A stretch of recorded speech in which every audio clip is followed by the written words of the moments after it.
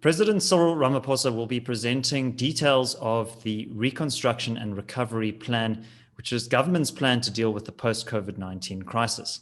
Joining me to discuss what we should anticipate in today's address is Dr. Frans Cronje of the Centre for Risk Analysis. Frans. David, thank you. Yeah, we've got a good sense of what's going to come later tonight. Opening point, reform needs to be a package of mutually reinforcing measures.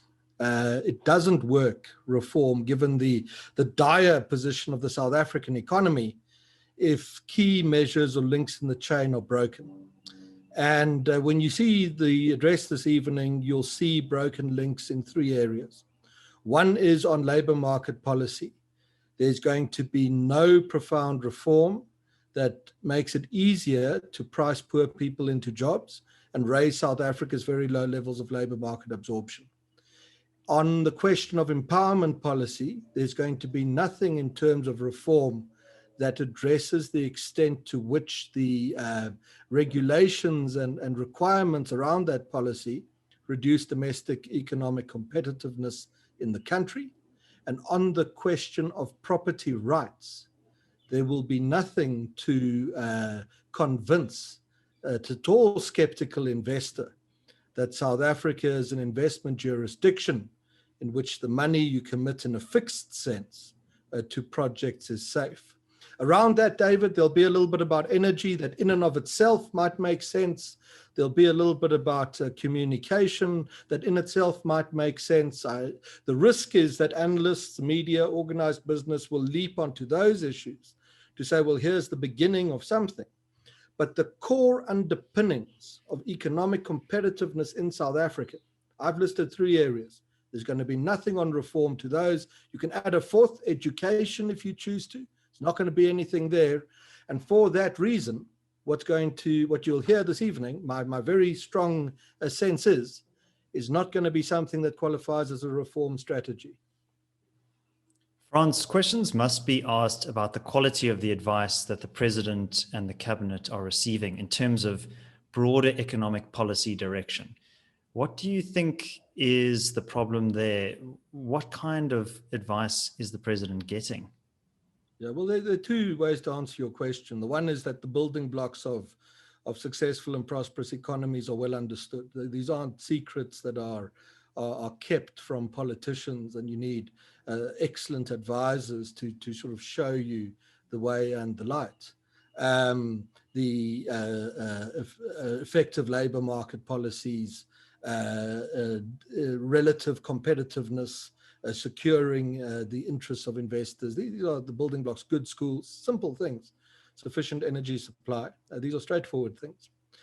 So on the one hand, it's a bit of a cliche to say the advisors aren't good enough and therefore the government's making incorrect decisions. Mr. Ramaphosa is a professional person. He has decades of experience in politics, in business, in government, in trade unions. You probably couldn't get a better advisor than Mr. Ramaphosa himself, given the breadth of experience that he has had.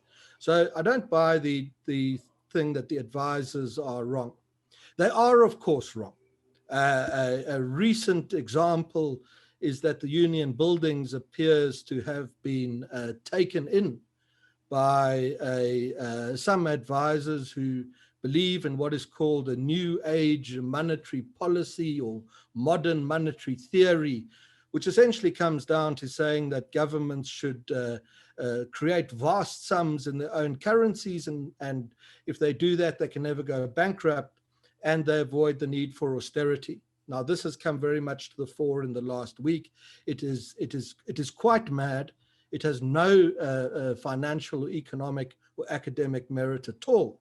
And that the ideas are entertained to any extent reveals that there's a great problem with the advisors. However, I think, is it the chicken or the egg, David? Did the advisors create the bad policy, or were specific advisors picked because their ideological bent would align with the ideological bent of the executive committee of the ANC and the cabinet? And that, I know we go on about ideology, but we do because it is the reason, the primary reason why, in the face of the evidence, counterproductive policy decisions continue to be taken and real reforms are left on the back burner, or even further into the background than that. And of course, policy is downstream from ideology, as we often argue. Frans, an interesting piece of news is that the finance minister has asked to delay the medium-term budget policy statement. What do you think this indicates in terms of internal dynamics within cabinet?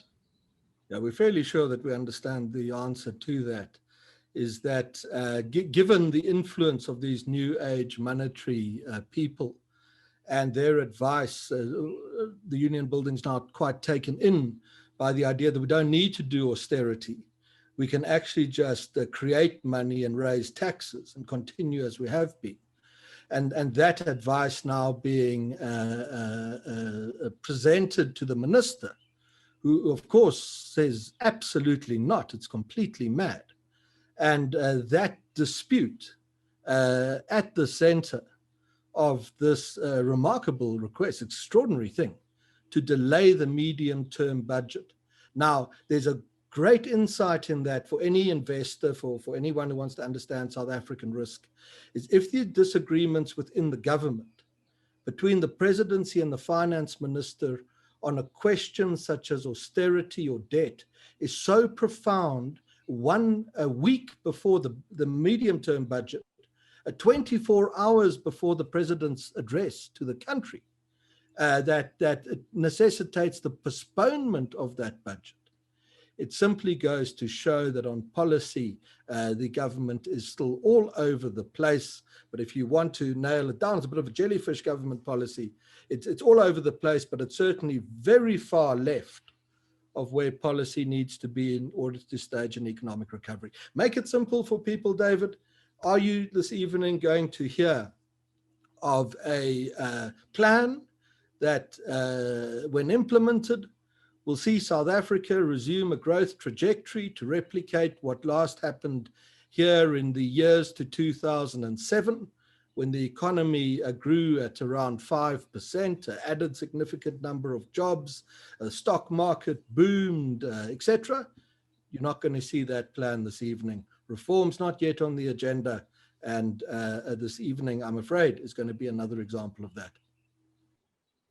Thanks very much, Frans. If you enjoyed this video, please give it a like, subscribe to the channel, and also check out the link in the description below for our 30-day free trial. Let us know what you think. What are your expectations from the president's address? Until next time, take care.